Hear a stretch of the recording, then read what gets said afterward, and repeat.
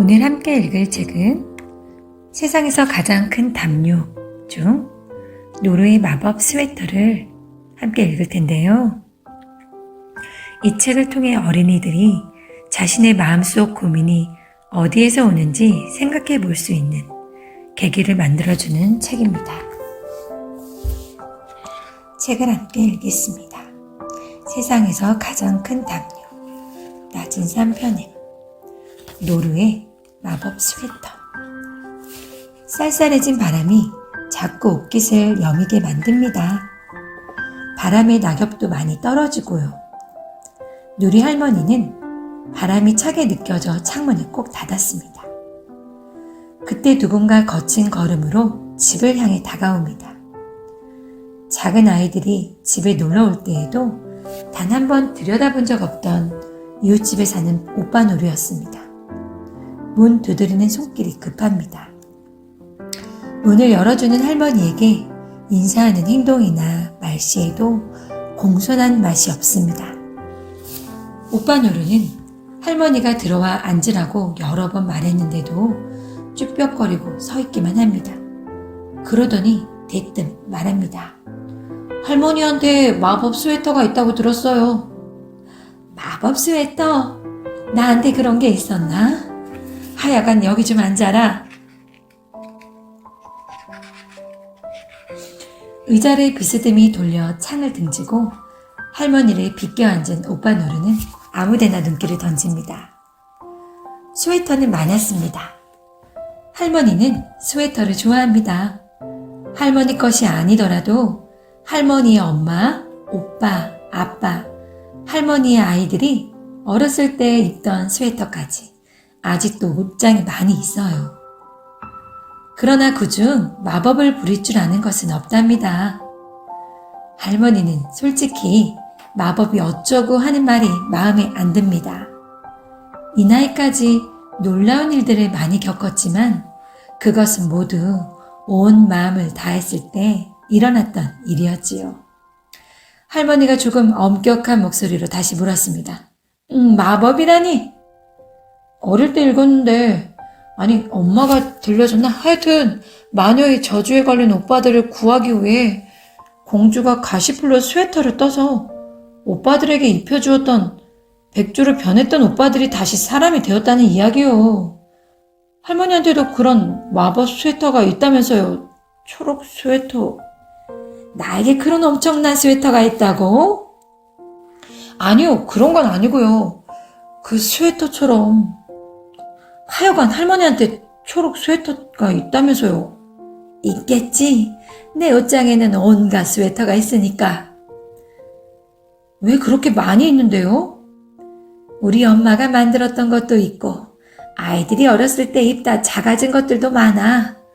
아까워서 다 가지고 있는 거야. 하지만 마법을 부리는 건 없는데. 저처럼 저주에 걸린 애들을 풀어주는 초록 스웨터요. 저주라고? 어떤 저주에 걸렸는데? 못된 놈이 되는 저주인가 봐요. 증상이 뭔데? 나빠졌어요. 아빠에게도 엄마에게도 동생이나 친구, 나무, 풀 모두에게 괜히 다 밉고 때리고 싶고 밀치고 싶고 다 나 미워하는 것 같고. 오빠 노루는 엄마가 싫었어요. 맨날 아프다고 누워있어서 친구들을 데리고 집에 갈 수도 없었고 맛있는 것을 실컷 먹은 지도 오래되었거든요. 마음속으로 엄마 흉도 많이 보았습니다. 그게 저주에 걸려서 그런 거야? 그렇지 않고서야 이렇게 세상이 다 싫을 수가 있나요? 하나같이. 네가 좋아하는 건 없어? 좋아하는 거요? 게임하는 거랑 친구들이랑 노는 것도 좋아해요. 하지만 그때뿐이에요. 늘 그런 것만 하고 살 순 없잖아요. 저도 어떨 땐 게임을 너무 많이 하고 하는 거 싶기도 한데 안 하려고 해도 내 마음대로 안 되는데 엄마가 뭐라고 하면 막 짜증이 나고 물건을 던지고 싶기도 하고 그래요. 할머니는 오빠 노루가 말하는 스웨터가 뭔지 알 듯합니다. 옷장을 열고 풀색과 연한 노란색 줄무늬가 섞인 스웨터를 찾아 꺼내옵니다. 할머니 아들이 11살이던 가을에 떠준 것입니다. 스웨터를 본 오빠 노루 표정이 참 묘해집니다. 이걸 말하는 것 같긴 한데 대체 어떤 마법을 부린다는 거지? 착한 아이를 만들어준다고 들었는데 할머니 아들도 그랬다면서요. 오빠 노루가 자꾸 말도 안 듣고 말썽을 피우니까 어느 날 엄마 노루를 보러 온 이웃 아주머니가 누리 할머니의 스웨터 이야기를 들려주었대요. 할머니 아들도 말을 안 듣더니 할머니가 떠준 초록 스웨터를 입고 착한 아이가 되었다잖아. 동네 사람도 다 아는 이야기야. 저 녀석도 그 마법 스웨터 좀 가져다 입혀야겠네. 슬슬 말썽 부리는 게... 할머니가 손뼉을 치며 큰 소리로 웃었습니다. 할머니 아들이 한창 끌 때 자주 투덜거리기도 하고 짜증도 잘 내고 그랬지. 그 나이 때는 대부분이 그러는 법이야. 우리 아들도 크느라 그랬지 뭐. 그런데 이 스웨터를 입고 진짜 바뀌었어요? 할머니는 곰곰이 생각해 봅니다.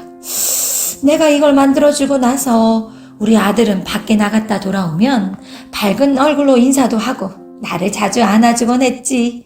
전처럼 짜증도 잘 안 내고 제 할 일도 잘하고 그러고 보니 신기하긴 하구나. 그래서 네가 마법 스웨터라고 하는 거로구나. 오빠 노루가 불쑥 말합니다. 스웨터 저 주세요. 안 된다. 오빠 노루가 할머니를 바라보는 눈길이 날카롭습니다.